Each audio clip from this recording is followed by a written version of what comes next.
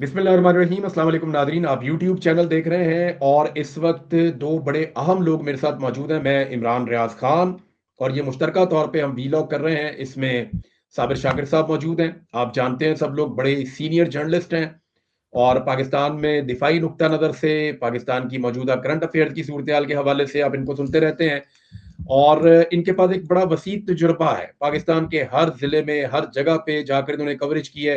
हर तरह के हालात का इन्होंने जायजा लिया, सियासी नुक्ता नज़र हो या दिफाई नुक्ता नज़र हो। साबिर शाकिर साहब की राय बहुत इंपॉर्टेंट है। कासिम सूरी साहब, ये एक पॉलिटिकल फिगर है, किसी तारुफ के मोहताज नहीं है, लेकिन जो सबसे इंपॉर्टेंट चीज है आज के इस वीलॉग में, मेरे ख्याल में हम तीनों लोगों में सबसे इंपॉर्टेंट कासिम सूरी है। वजह यह है कि हम बलूचिस्तान डिस्कस करने जा रहे हैं और जब हम बलूचिस्तान को डिस्कस करेंगे और कासिम सूरी को डिस्कस करेंगे तो ये कोई दो अलग अलग चीजें नहीं है। और जिस जगह पे ये बड़े इंसिडेंट हुए हैं अभी हाल ही में, वहां कासिम सूरी साहब की जड़ जो है पाकिस्तान में बलूचिस्तान में वो वहां पे है। तो मेरे ख्याल में इनसे ज्यादा इंफॉर्मेशन भी शायद किसी के पास नहीं होगी।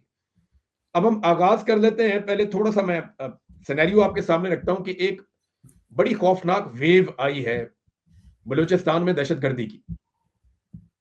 और ये पहली मर्तबा नहीं है कि दहशतगर्दी की इस वेव को पाकिस्तान की मिलिट्री एस्टेब्लिशमेंट के साथ जोड़ा जा रहा है या उसके साथ जोड़कर देखा जा रहा है। अच्छा, ये माजी में भी लोग शिकवा शिकायत करते रहे हैं कि जनाब गुड तालिबान होते हैं, बैड तालिबान होते हैं, बाद दहशतगर्दी मिलिट्री एस्टेब्लिशमेंट खुद करवा देती है या उनके अपने मफादात होते हैं, वो खुद ही प्रॉक्सीज बनाते हैं। ये पुरानी शिकायत है, लेकिन इस मर्तबा ये इतना सारा खुलेआम हुआ और इतने बड़े पैमाने पर हुआ कि अब कई पुलिस वाले ड्यूटी करने से इनकार कर रहे हैं। आज साबिर खान, जो आसिफ खान के भाई हैं, जो शहीद हुआ नौजवान, वो ये बताते हैं कि मेरे भाई ने 12 गोलियां खाई हैं और सामने से खाई हैं और वहां पे पुलिस वाले रिजाइन कर रहे हैं, वो ड्यूटी करने से इनकार कर रहे हैं। उसकी वजह यह है कि आपने उन्हें मरने के लिए छोड़ दिया, ना कुमक भेजी, ना हथियार भेजे, ना गोलियां भेजी, उनका एम्यूनिशन खत्म हो गया। तो आप उनकी मदद करने के लिए नहीं आए, फिर लाशें उठाने के लिए भी नहीं आए और फिर सियासत चमकाने के लिए आप आ गए। और जब उन्होंने आपकी बात नहीं मानी तो आपने उनको एम्बुलेंसेस भी नहीं दी। तो सबसे पहले हम शुरू करते हैं कासिम सूरी साहब से कि ये कासिम भाई बताइए कि ये हुआ क्या, ये सारा मामला क्या था, ये जगह क्या है, इसका थोड़ा सा नक्शा खींचिए आम आदमी की आसानी के लिए कि ये सारा वकूआ कैसे मुमकिन है। चारों तरफ वहां पे फौज और एफसी बैठी हुई है। जी हाँ, बिल्कुल इमरान भाई, साबिर शाकिर भाई। देखें, बलूचिस्तान का मामला तो बहुत पुराना मामला है और हम सबको पता है कि बलूचिस्तान में जो है 5 से 6 फौजी ऑपरेशन हो चुके हैं। और पहला ऑपरेशन जो है वो 1948 में किया गया। उसके बाद दूसरा ऑपरेशन जो है वो 1958 से लेकर 59 तक किया गया। तीसरा ऑपरेशन 1962 से लेकर 63 तक किया गया। फिर उसके बाद हम सबको पता है कि 1973 में जब वहां पर नैब की हुकूमत थी और किस तरह जो है वो जुल्फिकार अली भुट्टो जब वज़ीर आज़म थे, उन्होंने जो है वो नवाब अकबर बुगटी को चलती हुई एक हुकूमत, अख्तर मैंगल के वालिद वजीर आला थे अताउल्ला मैंगल, उनकी हुकूमत को खत्म किया और नवाब अकबर बुगटी को गवर्नर बनाया। और उसके बाद ये जो नैब के जितने भी सरकर्दा लीडरान थे, जिसके अंदर वली खान भी हो गए, उनको हैदराबाद जेल में बंद किया। 1973 से लेकर 77 तक ये ऑपरेशन चला। और उसके बाद जब नवाब अकबर बुगटी की शहादत हुई तो 2005 से 2006 और उसके बाद भी ऑपरेशन चला, फिर ऑपरेशन हो रहा है। तो हमारी किस्मत में जो है वो बलूचिस्तान के लोगों की तो ऑपरेशन ही है और गद्दारी का पहला तमगा पाकिस्तान बनने के 1 साल बाद ही 1948 में दे दिया गया। और अब जो सूरत हाल हो चुकी है जब से इमरान खान साहब की हुकूमत खत्म हुई है 2022 से, तो आप देख लें कि दहशतगर्दी तो तेजी से फैल रही है। और अब बदकिस्मती से जो कोयटा शहर जो कैपिटल है हमारा, और हन्ना उड़क बिल्कुल एक तफरीही हमारा इलाका है, एक वैली है और कोयटा छावनी से बिल्कुल नजदीक है। तो वहां पर जिस तरह अब ये अटैक कितनी हुआ देर है में पहुंच और जाते हैं वहां पे? अगर कोयटा से आप निकले हैं सेंटर से तो कितनी देर में आप चले आप जाते हैं देखें, वहां? मैं आपको बताता हूं। पहले हन्ना झील है, वो फौजियों के कंट्रोल में है। हन्ना उड़क ऊपर से जो वली तंगी से जो पानी आता है, वली तंगी जो है वो फौज के कंट्रोल में है। और स्टेशन हेडक्वार्टर से जो है उसका पास बकायदा फौज जारी करती है अगर किसी ने तफरी करने भी वहां पे जाना हो। एक मिनट, आप ये जी कह रहे हैं जहां पे ये इंसिडेंट हुआ उसके चारों तरफ जो कंट्रोल है वो पाकिस्तान की फौज का है? बिल्कुल, हनाउड़ा मैं आपको बता रहा हूं, बिल्कुल फौज के ये जो है छावनी के नजदीक है। और आपकी स्पिन कारेज जो है वो भी आर्मी के अंडर है नजदीक। और हन्ना झील जो है वहां पे भी आर्मी होती है। और आपने अगर हन्ना उड़क से ऊपर जो वली तंगी डैम है वहां पे तफरी के लिए भी जाना है तो स्टेशन हेडक्वार्टर फौज का जो है उधर से आपको बकायदा जो है वो पास बनाना पड़ता है। तो ये इर्द गिर्द तमाम जो है ये आपकी आर्मी के पहाड़ों पर लोग मौजूद हैं। तो किस तरह हो सकता है जरगून जो है वो भी पहाड़ी इलाका वो है जो जियारत से मुंसला हो कहता है जहां पे जुनिपर के दरख्त हैं। हम बहुत दफा वहां पे जरगून में पिकनिक मनाने भी गए हुए हैं। वहां पे जो है कोयले की कानें भी हैं। दुम्मड़ काकड़ ट्राइब का जो जिली शाख है दुम्मड़ वहां पे वो आबाद है। और यहाँ पर जो है हन्नाउड़क में यासीन जई और संजर यासीन जई आबाद हैं ट्राइब ज्यादातर। तो आप मुझे बताएं कि किस तरह हो सकता है कि कहां से कोई ये आ गए कह रहे हैं टीटीपी है, कोई कह रहा है कि वो जो है उर्दू मिली के अफगानिस्तान के जो कमांडर्स हैं वो आ गए। तो इनको कौन रास्ता देता है, इनको खुराक कौन देता है, इनको असला कौन देता है? तो ये तो मजाक हो रहा है बिल्कुल। और वहां के जितने भी कबायली अमायदीन हैं, नौजवान हैं, उनको सबको पता है कि ये जो है इनको कौन ये काले शीशे दे रहा है, कौन इनको असले की राहदारियां दे रहा है।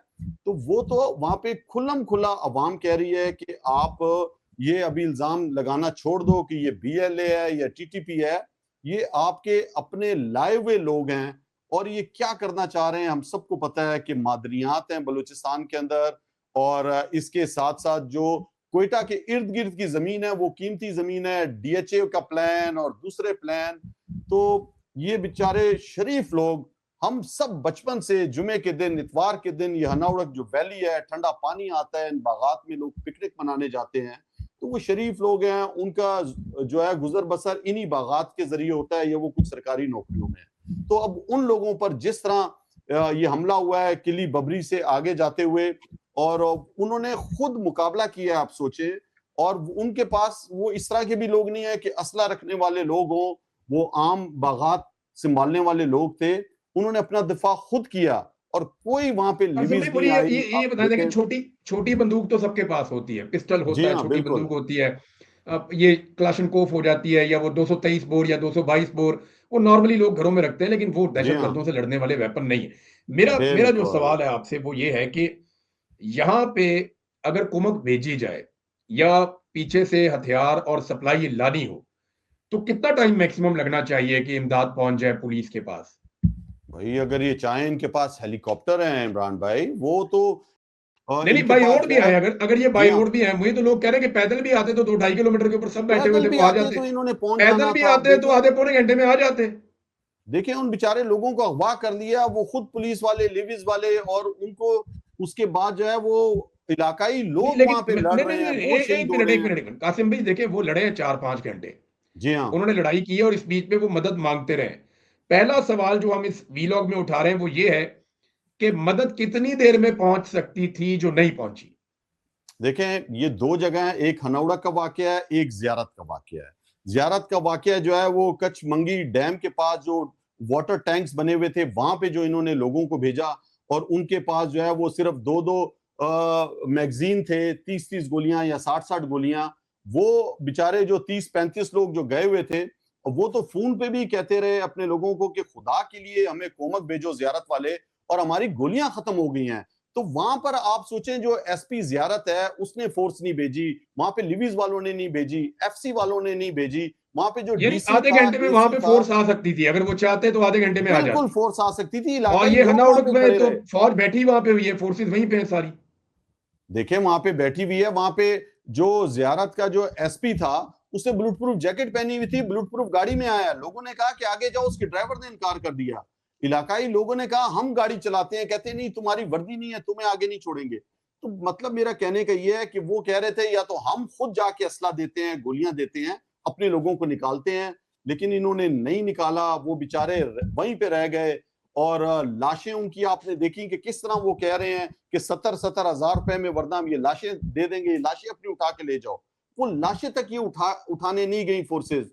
ये आपके जो कहाँ गई हुकूमत? एक मिनट यहाँ कासिम भाई, यहाँ रुकिएगा। देखिए, अभी हम बात ये कर रहे हैं कि मदद चारों तरफ मौजूद थी, जी हथियार हाँ। भी चारों तरफ थे, फोर्सेस भी चारों तरफ थी, वो नहीं आई। जी साबिर हाँ। भाई, ये कोई ऑर्डर कोई बहुत ऊपर से तो नहीं लेना पड़ता। जब आप बलूचिस्तान जैसी जगह पे हैं, जहां आपको पता है कि जंग लगी हुई है, पूरे पूरे शहरों पे किसी वक्त भी आकर कब्जा हो जाता है और किसी वक्त भी कहीं पे दहशतगर्दी का वाकया हो जाता है, तो ऐसे रीजन्स के अंदर बाकायदा एसओपीज पहले से बना दिए जाते हैं और सबको पता होता है कि इस कंडीशन में किस तरह का रिस्पॉन्स करना है, किसने करना है, आगे किसने बढ़ना है, इजाफी फोर्स कहां पे मौजूद है, और अगर किसी जगह जरूरत पड़ी तो किस जगह से मूवमेंट होगी।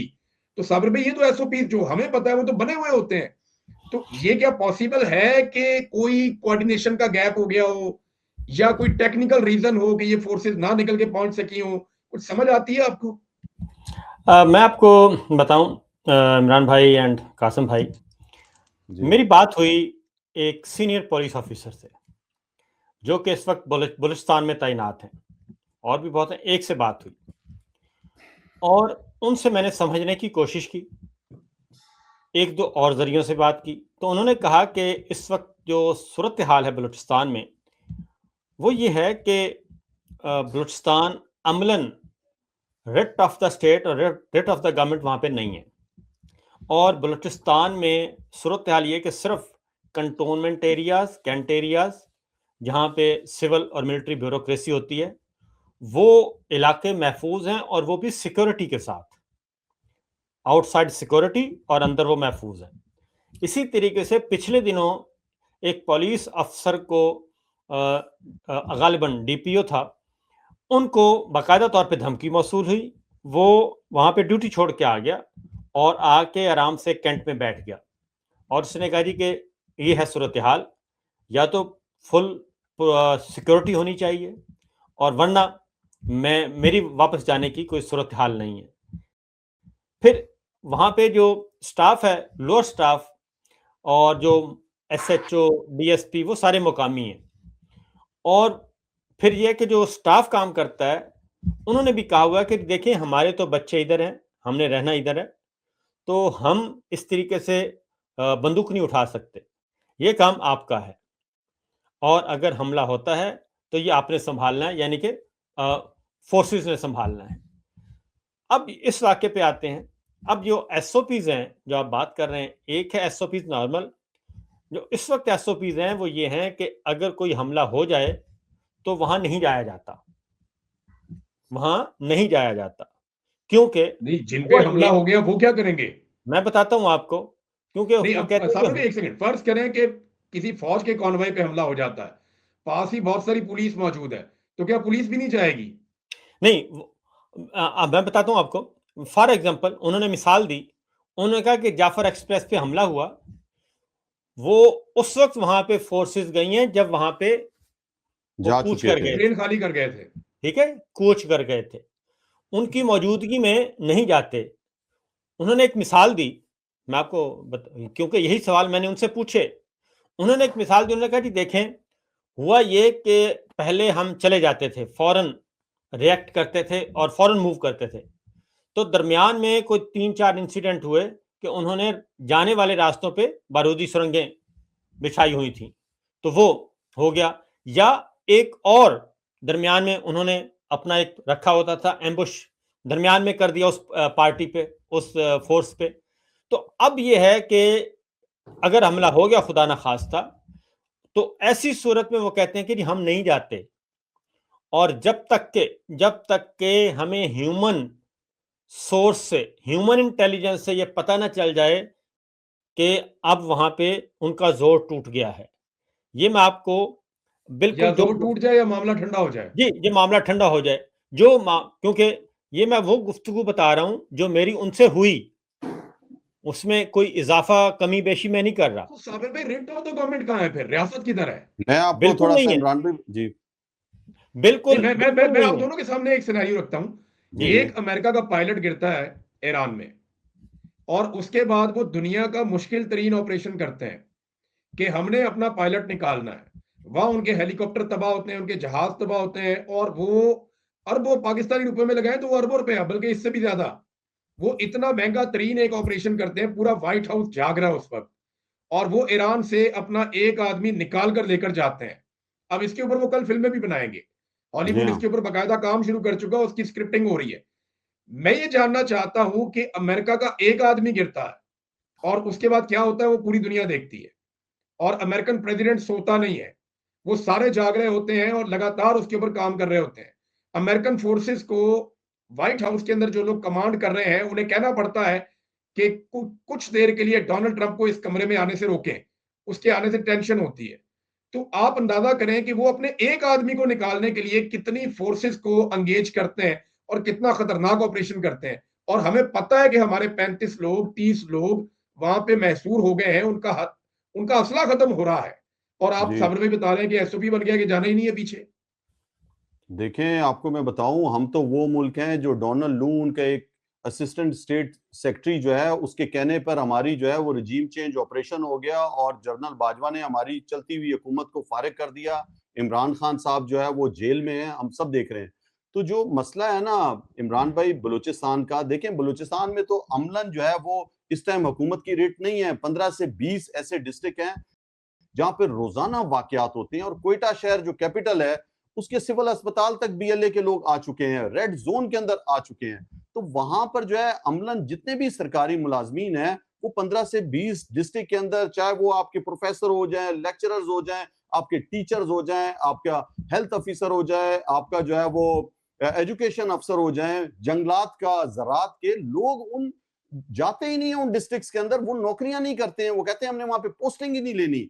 वहां पर आप देखें थानों को जला दिया जाता है, पूरे चागी शहर को कब्जे में ले लिया गया। आपने देखा वहां पे थाने बकायदा जाके उड़ा देते हैं। आप देखें अभी कलात के अंदर जो है वो मसनून में नोशकी के अंदर बकायदा पुलिस की गाड़ी के अंदर बीएलए के लोग बैठ के जा रहे हैं और वहां पे उनको जो है लोग तालियां बजा रहे हैं, उनको वेलकम कर रहे हैं। तो शाही पूरा बलूचिस्तान में उनके जो कंट्रोल में रहा कई बलोच घंटों बेल्ट तक। है, आप देखें जो मक्सियों का इलाका है वहां तक ये फैल चुकी है सोरेश।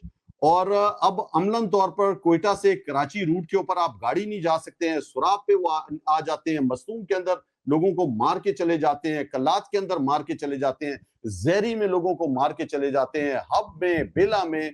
तो ये तो पूरा जो रूट है, आप वहां पे ट्रक ड्राइवर, मुसाफिर गाड़ियों में जा नहीं सकते हैं, ट्रकों को जलाया जा रहा है, उसके अंदर सामान लदा होता है ताजरों असीम का, भाई, ये कोई एक उनको ग्रुप जला है? दिया ये जाता ये है। जो कुछ हो रहा है, क्या जी ये हाँ। कोई एक ग्रुप है? क्योंकि मेरे पास जो इन्फॉर्मेशन है उसमें तो 1 दर्जन से ज्यादा ग्रुप है इस वक्त, नहीं नहीं, ये और बहुत से अलग अलग ग्रुप हैं, प्रॉक्सीज देखिए अब तैयार तो कर दी पता गई। ही नहीं चल रहा कि कौन किसको मार रहा है, ना मालूम। पहले ये सोरिश जो थी वो बलोच बेल्ट में थी, अब तो पश्तून बेल्ट में फैल गई है। किला अब्दुल्ला में लोगों को मार दिया जाता है, लोग आते हैं मार रहे हैं, गुलिस्तान में मार रहे हैं। अब यही वाकया देखें, आपका 1 हफ्ता पहले ये जो वाकया हुआ है हन्नाउड़ा का, उससे 1 हफ्ता पहले भी किली बबरी के पास जो है वो दहशतगर्द आए थे, उन्होंने मुकाबला किया, एहतजाज किया, कहा फौज को, पुलिस को, लिविस को कि यहाँ पे जो है वो पहरादारी कीजिए, कुछ नहीं हुआ। अब आप देखें कि जो इनके 11 लोग अगवा हो गए थे, इसके अंदर हुकूमत का कोई किरदार नहीं है। वो खुद कह रहे हैं कि उन्होंने अपने अमायदीन को, अपने उलमा को भेजा है और वहां पे जो जरगून में जो दुमड़ ट्राइब थे उनके साथ मिलकर इनको बाजियाब कराया लोगों को।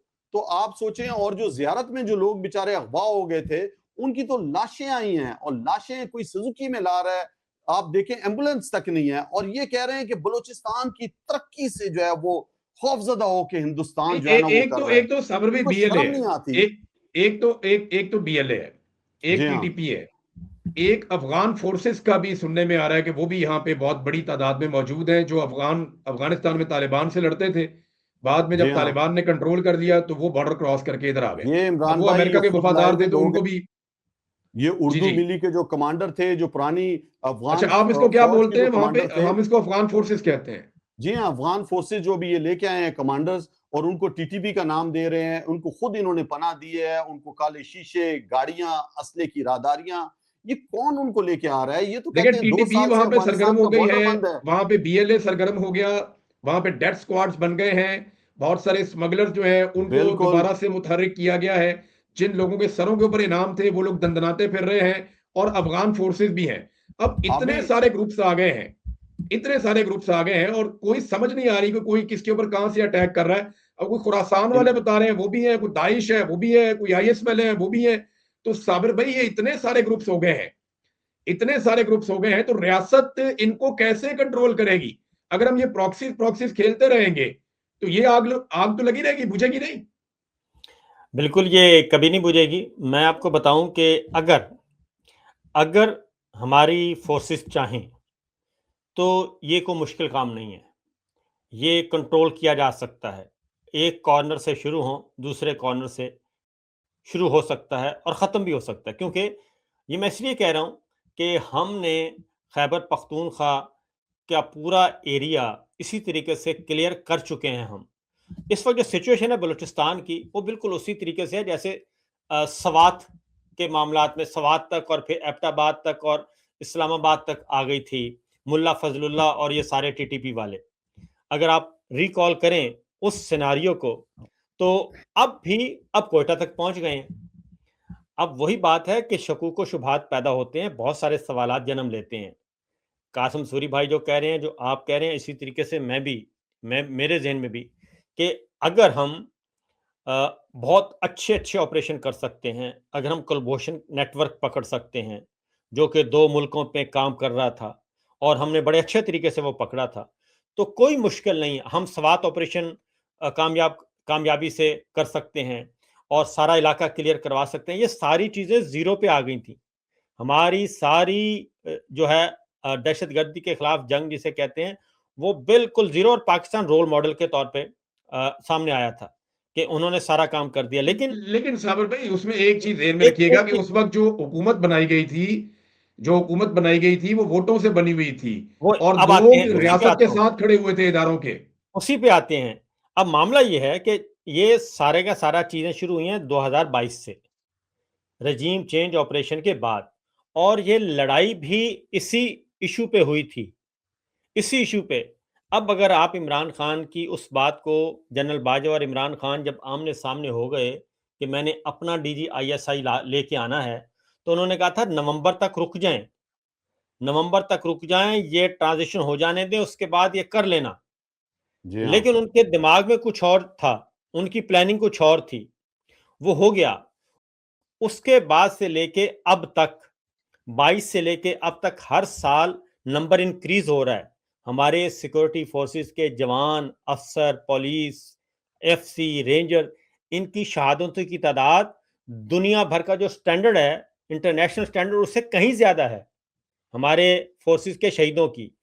अब 22, फिर 23 का नंबर ले लें, 24 का ले लें, 25 का लें, 26 का नंबर उससे भी ऊपर होगा, क्योंकि अब जी तो साबिर भाई, 42। ये नंबर है मेरे पास, अगर आप इजाजत दें तो ये नंबर मैं जी आपके सामने रख देता हूं, ताकि लोग एक दफा, जी हाँ। क्योंकि हम जबानी कलामी बात नहीं कर रहे, नंबर मैं आपके सामने रखता हूं। 2018 में 158 सिक्योरिटी एहलकार शहीद हुए पूरे पाकिस्तान में, 2019 में 137, 2020 में 178, 2021 में 226। मजमूई तौर पे इमरान खान साहब के दौरे हुकूमत में 699 सिक्योरिटी एहलकार शहीद हुए।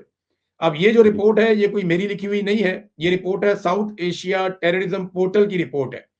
उसके बाद जो है वो रजीम चेंज ऑपरेशन पाकिस्तान में किया जाता है। फिर 2022 में ये तादाद एकदम बढ़ती है, 379 हो जाती है, और फिर 2023 के अंदर ये तादाद 520 हो जाती है, और 2024 में ये तादाद 754 हो जाती है, 2025 में ये तादाद 664 हो जाती है, और अब 2026 के अंदर जितने लोग पिछले साल मारे गए थे, उतने लोग तो अभी मारे गए या उससे ज्यादा मारे गए। तो मेरा सवाल यह है कि जो आलमी सतह पे डाटा मुरतब किया जाता है, वो डाटा ये बता रहा है कि पाकिस्तान इस रीजन का दहशतगर्दी से मुतासरा सबसे खौफनाक मुल्क है। आज पाकिस्तान में अफगानिस्तान से, इराक से, शाम से, यमन से और लबनान से ज्यादा दहशतगर्दी है। सोमालिया से ज्यादा दहशतगर्दी पाकिस्तान के अंदर है।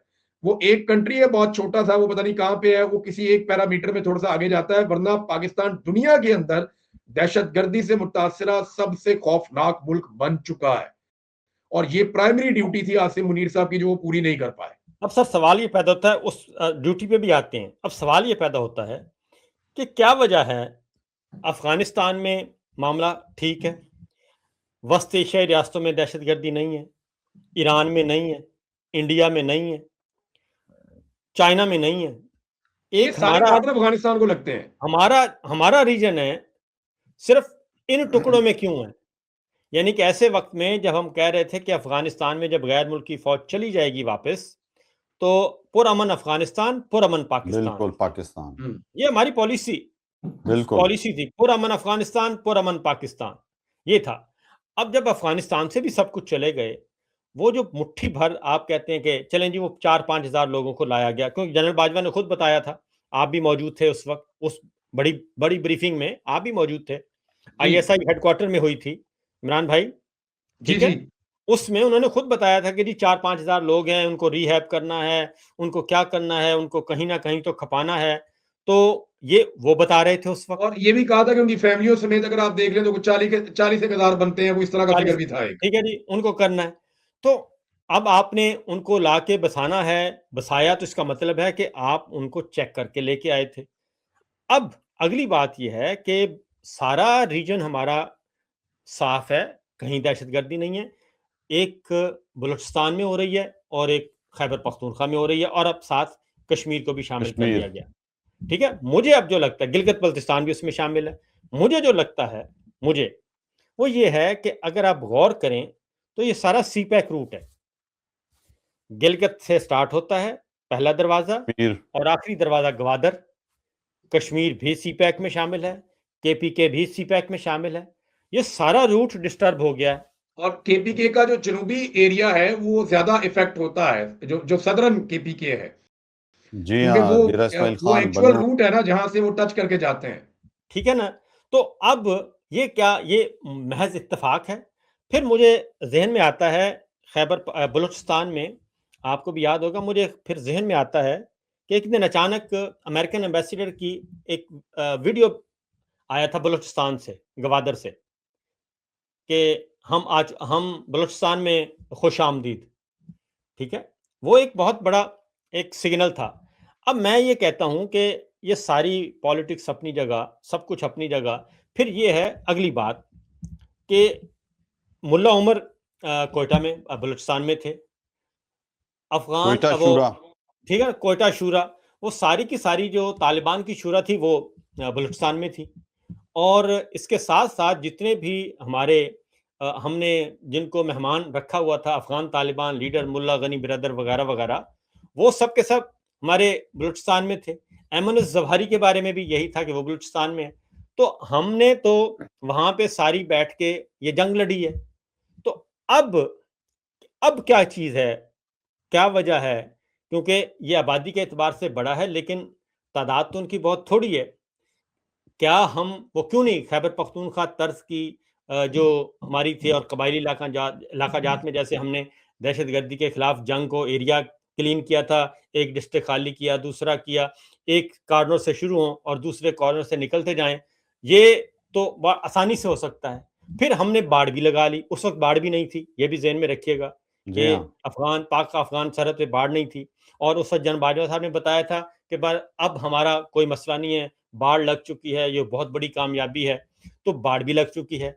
अब भाई ये लोग वही हैं, कहाँ से आते हैं, कौन रखता है, कौन लुक आफ्टर करता है, ये बहुत सारे 1001 सवालात हैं जिनके तो जवाब अभी एक इसीलिए सेकंड, DGIS साहब ने। अभी हमने मसले की निशानदेही की, हम उसमें हाँ बात जी, कर रहे हैं। अगर आप दोनों हजरात मुझे इजाजत दें तो हम एक ब्रेक ले लें, क्योंकि बहुत लंबा ठीक है, होता जा रहा है। नेक्स्ट वीलॉग में हम डिस्कस करते हैं सोल्यूशन क्या है, और क्या हम चाहते हैं कि ये सोल्यूशन हो या इस मसले का कोई हल निकले। तो यहां नादरीन इस वीलॉग को हम इजाजत चाहते हैं आपसे। नेक्स्ट वीलॉग में हम चलेंगे इस तरफ कि क्या इसका कोई सोल्यूशन है, और अगर है तो क्या है, और क्या वाकई में रियासत पाकिस्तान ये चाहती है कि इस दहशतगर्दी का कोई हल निकले, या ये हमारी पॉलिसी का एक तसलसल है, एक हिस्सा है। अब तक के लिए इतना ही। अपना ख्याल रखिएगा। अल्लाह हाफिज।